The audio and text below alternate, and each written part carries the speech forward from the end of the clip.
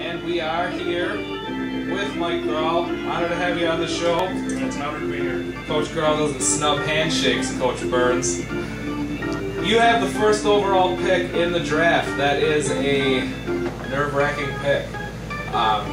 You don't necessarily have the wealth of players that were there at number 1 last year due to the keepers, which kind of does play as a disadvantage for you.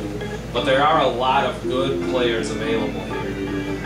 Everyone around the league is saying LeSean McCoy, LeSean McCoy, LeSean McCoy is going at number 1. Do you care to make a comment on that? Well, you know, beforehand it was I wanted to go either quarterback or running back. That was for sure. And obviously the two obvious choices were Matthew Stafford or LeSean McCoy. Now this year I've been looking at a lot of, during training camp and stuff like that with different teams, and I've noticed that there's a lot of running backs that are sharing carries with. There's 2 running backs sharing carries starting out, and then they have a goal line running back. Which really kind of takes it out on the running backs due to the fact of the immense amount of shared carries. Now, LeSean McCoy is the one running back that does not share carries with anyone. He's the man in Philadelphia. Exactly. With Stafford having season-ending injuries 2 out of his 3 years, it was kind of an obvious choice from that point. I just kind of overlooked the fact that, I just kind of looked at everything between those 2 players and I just kind of made my choice. And, the whole league knows it. It's kind of the way it is. And it's not that there's anything anybody can do about it because you have the first round pick and you are holding tight to that pick and it is not going anywhere. Everyone knows where you're going in the first round, but the question I have now is, what is your strategy in the later rounds? What in like the first 3 rounds, what are you thinking? You go running back in that first round, in round 2 and 3, what are you thinking? And where do you start looking at defense? As far as defense goes, last season we looked at defense pretty early. It wasn't a bad thing, but it didn't exactly pan out for the rest of the year. The defense gets served some amount of points, but as far as the offense goes, the offense is the workhorse of the team as far as fantasy points go. Defense, I would probably be looking at probably 7th, 8th round, roughly. And as far as, pick 2 and 3, because I have, after the first round pick, you got 30 picks, you gotta wait for it just to go. And then you have 2 picks in a row where I don't have to worry about, somebody getting taken, waiting for my next pick. I'm not totally sure. We're still kind of looking around. I'm thinking at least 1 running back, if not 2 running backs, possibly a running back and a wide receiver. It really all depends on what happens. All right, well, you heard it here. It might be 2 running backs in a row hitting the Supernova team. Lastly, I guess, what are your goals this season? You missed the playoffs by that much last season. Definitely know you're going to be looking to get back into that playoff hunt. Other than that, any goals this season? You looking to be the top rushing team, top receiving team, top defensive team? I'm mostly focusing on offense this year. I may even decide in the 7th round to even start drafting backups for the offensive players even in the 4th and 5th round. Because last year we did have the injury problems with Jamal Charles and stuff like that, and that really brought down my season. When I lost my key players, and my backups I didn't pick up until 14th, 15th, and in the later rounds. So I might even be looking at picking up backup offensive players in the 7th, 8th, 9th round. Yeah, and lack of depth can definitely kill a team. You were still able to scrape by a semi-successful season. You just missed the playoffs by that much. Well, you got the first overall pick this year. Got in my opinion, a good shot of getting back into those playoffs. And you divulged some of your draft strategy to me. So thank you very much. Been an honor to have you on. Hopefully we'll see you in the playoffs. Definitely will. I'll see you there. And just a couple closing comments here, a few questions. Just to recap, we got that mock in. Obviously, there's a couple coaches in here that really need to have a good draft in some real tough divisions. Really need to have a smart draft to be contenders in their division. Anybody that jumps out at you there? Well, I think first and foremost, Reign Supreme's going to have a key draft. You had such a competitive division last year. You got 2 first-round picks. You have to make those picks count. And as we kind of covered in our mock drafts, I think Gronkowski and Forte gives you that solid foundation to build off of. So I think, number one, he's got to have a first mock draft, or have a good overall draft. Number 2, and I guess there's 2 people that can fit the bill here, and that would be both Grawl Boys of Burnsville. There's the 2 teams that have the auto draft. Make sure your auto draft picks are what you want, round by round, pick by pick, what positions you want. You're going to get the best available player, and you're going to be part of what is more than likely going to be a very competitive division, and you're going to need those picks to count. And I think lastly, as far as who needs a good draft, is I would say somebody from the Southern Division, that being Bleeding Green or Mooses, to bring some life back into this division, get some competitive juices flowing again, really make that division interesting, and can really make the whole playoff picture towards the end of the year more interesting. Your thoughts? Well, who jumps out to me are the teams that don't have one of those key offensive positions selected as a keeper. Meaning a team like the Spooky Gnomes, who has a tight end selected as their keeper, or a team like the Supernova and 10,000 Suns that have wide receivers selected as their keepers. Those are good players, yes, but they don't get you those super high point totals that come from the quarterback and the running back. And with a lot of those quarterbacks and running backs being selected as keepers already on teams, you need to think quarterback and running back high, and you need to get quarterback and running back as soon as you can to supplement those point totals that you're, I don't want to necessarily say missing, but you are missing with your keeper selection. So, looking at who needs to have a great draft, who are you fearful of having a poor draft? With the first overall pick, you're guaranteed the person that you want at first, but it's hard to have a great draft with that big gap in between your draft picks. Same thing with the 16th overall pick. It's not because of the strategies, it's not because of the owners, it's just because of where they fall in the draft order, and it being a snake draft. They're going to have rounds where there's a lot of space in between their picks, so they really need to make their picks count there. And up to this point, there's been no trade of draft picks, unless there's a last-minute trade that's not announced. From those teams. Yeah. I would agree with your statement, especially with the basemen being at the back half, or being the last pick in the first round, and having the first pick in the second round.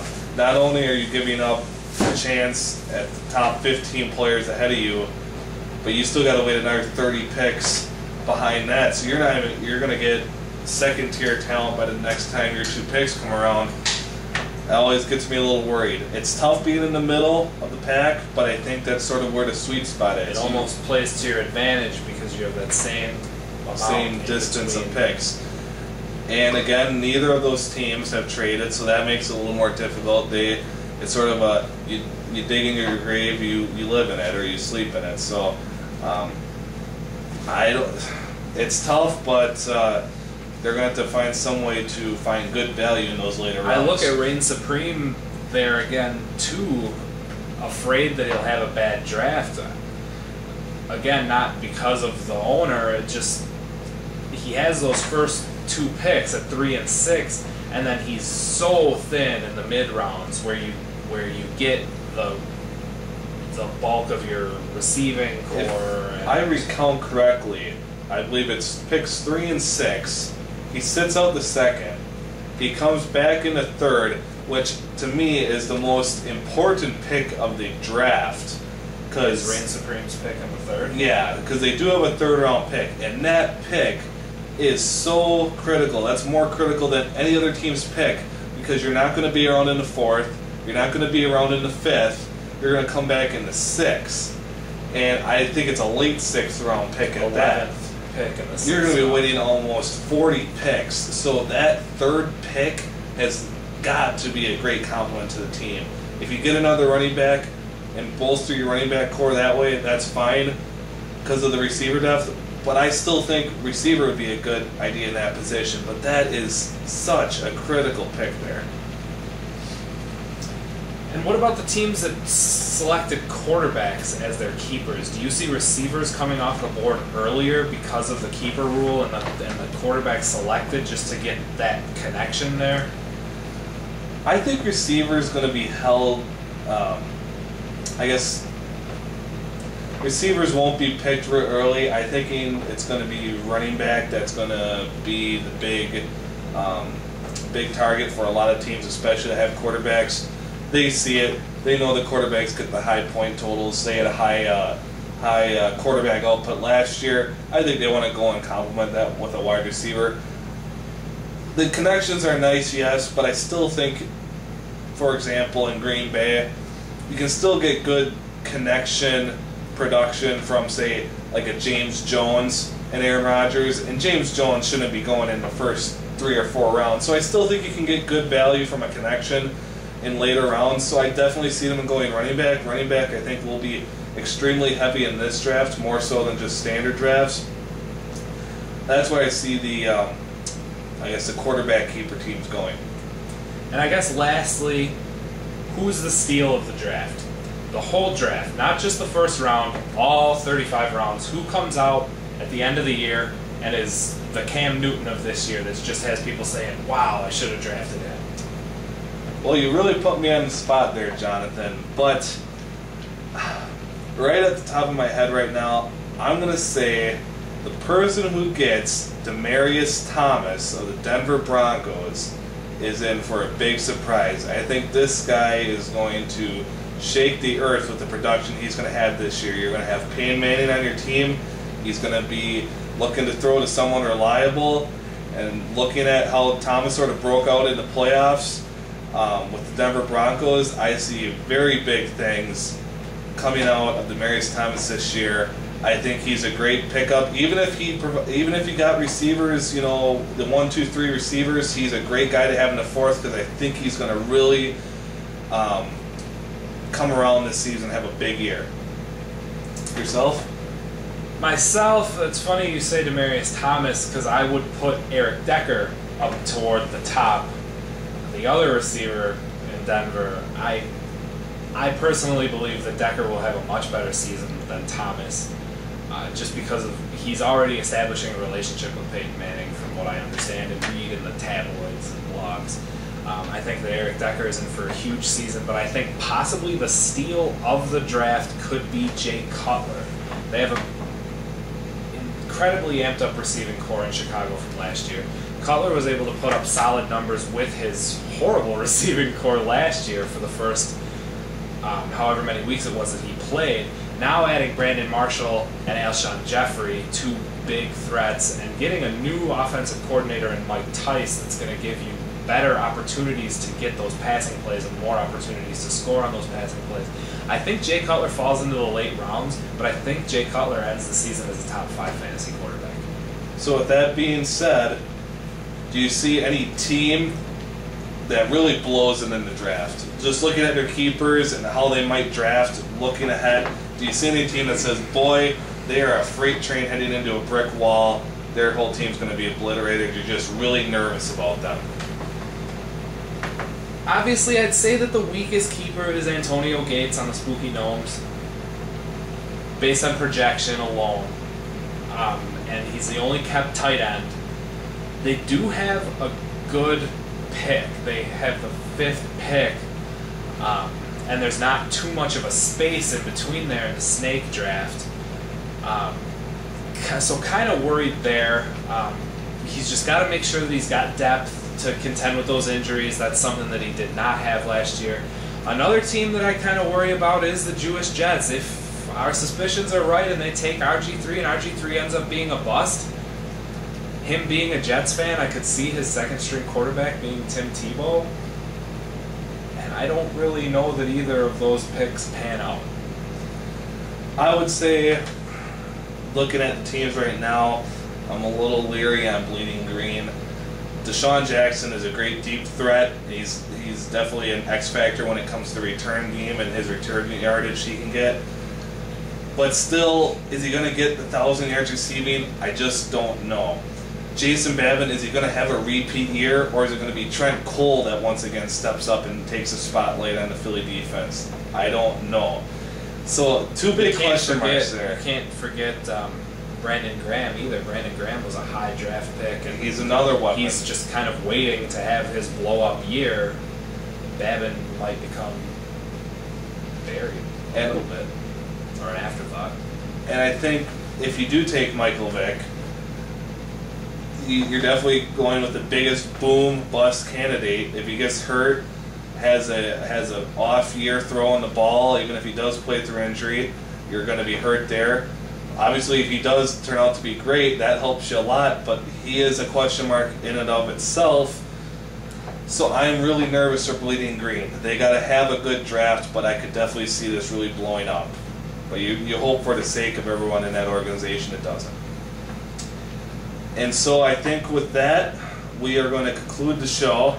I am Chuck Ramsey alongside Jonathan Crone. Draft is in less than 2 days, folks. It's going to be a wild 1 day, event. 4 hours, 56 minutes, and 8 seconds. It's going to be a wild event. We'll see some of you there, and catch us on our next show where we will recap the draft and we'll have plenty to talk about. Good night, folks.